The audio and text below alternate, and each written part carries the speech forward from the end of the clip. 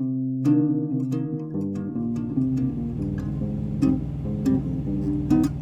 glory to God. I did not come up with this explanation. I promise you, I was looking through these two verses and I was like, I do not know how to put these together. So I just asked God, I was like, Lord, please help me figure out how to put these two together into an accurate single storyline. And I read it through one more time and boom, the answer was right there. So let me get into it.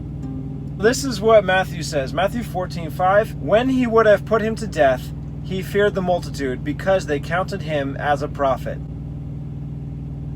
And then it goes into, it was Herod's birthday, Herodias' daughter danced, pleased him, all that. As far as this one verse goes, he would have put him to death. Herod. He was going to put John the Baptist to death. But Herod feared the multitude because he feared everyone else. Because they considered John to be a prophet, Herod stopped. So great, we've got all the reasons, right? Everything is clear. No. Mark 6:19 and 20. Therefore Herodias had a quarrel against him and would have killed him, but she could not. For Herod feared John, knowing that he was a just man and a holy, and observed him, and when he heard him, he did many things and heard him gladly. So Herod actually fears John, respects him because he's a holy man. He's just, and he is glad to hear John the Baptist speak. And it's actually his wife that wants John the Baptist dead. She quarreled against him. She would have killed him, but she could not. This is contradictory. There's no way to solve this. That's why I'm looking through this and I'm like, I have no idea how these two go together.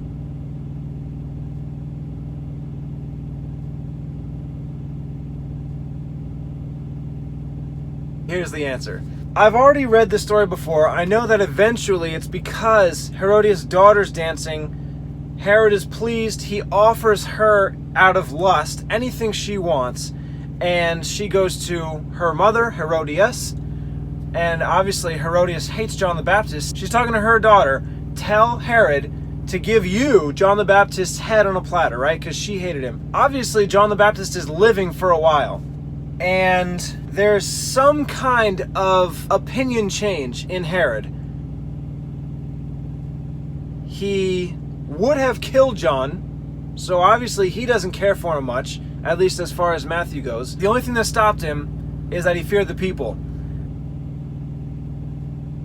The change happens, according to Mark, that he, at some point in time, likes John the Baptist. He would gladly hear him. And it was only because of his respect for John that he didn't want to kill him. And it was actually his wife that really wanted him dead. So there must be a point in time when Herod wants or is okay with killing John the Baptist and then doesn't want him dead, is glad to hear him. What order would that come in? Does he start out liking him and then begin to hate him? It makes no sense.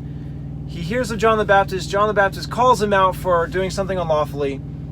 That's not a great start to a relationship. You're going to hate him to the point of wanting to kill him, especially if your wife wants him dead. That's the start. That's got to be the start of his feelings towards John the Baptist, which means that later on, over some time, is when his opinions of him would have changed, that he would have started to like John the Baptist after hearing him. So I can put his feelings of John the Baptist from Matthew first. He would have put him to death, but he feared the multitude because they counted him as a prophet. Then I can switch over to Mark and say Herodias wanted him dead. Herod feared John, knowing that he was a just and holy man, and when he heard him, and he did many things, he heard him gladly. So I start out with Herod not liking him, and then eventually I'm going to go over to Mark, heard him gladly. But still, how do you put together Herodias wanted him dead and Herod wanted him dead? Well, I answered the first part sort of. Herod wanted him dead to begin with, and then eventually changed his opinion of John the Baptist. So where to put Herodias? I think this is the answer. This is what I received. This is not from me. Because of what John the Baptist said, I'm going to flow right into Mark 6:19. Therefore, directly as a result of what happened before, Herodias had quarreled against him and would have killed him, but she could not. Why could she not kill him? Well, the answer is that I'll go back over to Matthew. Because when he would have put him to death, she's trying to kill him through Herod. He feared the multitude because they counted him as a prophet. So that's how it goes. She wanted him dead. She was going to have him killed through Herod. Herod couldn't kill him because he feared the multitude. They counted him as a prophet. Then I can have "and" from the beginning of Matthew 14:5, because I don't use that. I'm going to use "for" from Mark 6:20, but she could not, for, instead of going into Herod feared John, for, over to Matthew, when he would have put him to death, he feared the multitude because they counted him as a prophet. Then use the "and" that I didn't use yet from Matthew 14:5, the very first word, switch over back to Mark. And for Matthew, Herod feared John.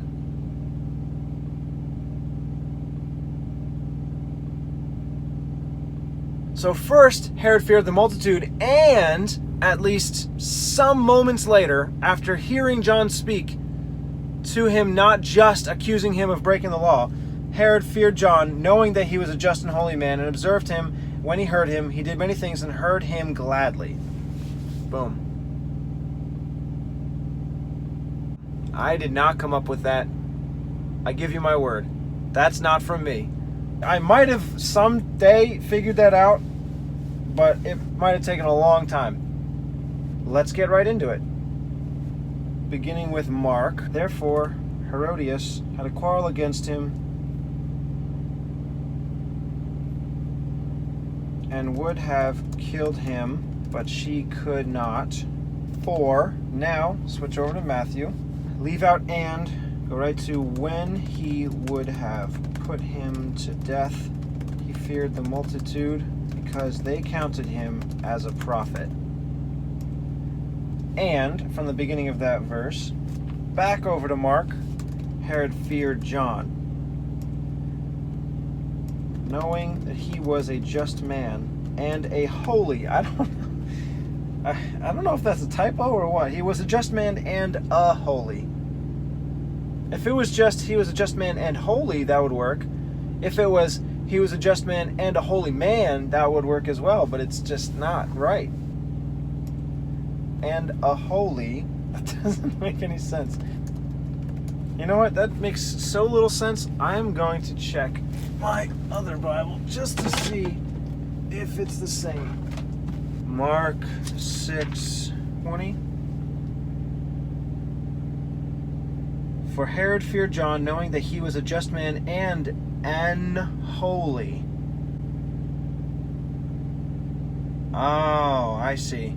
The King James Version is Old English.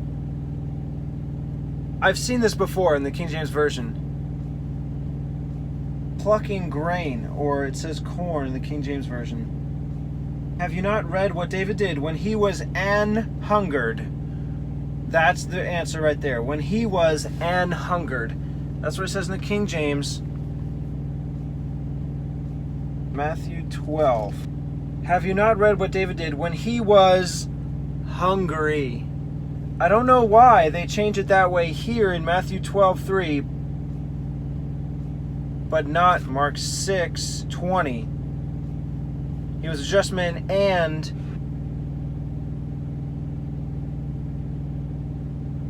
not unholy,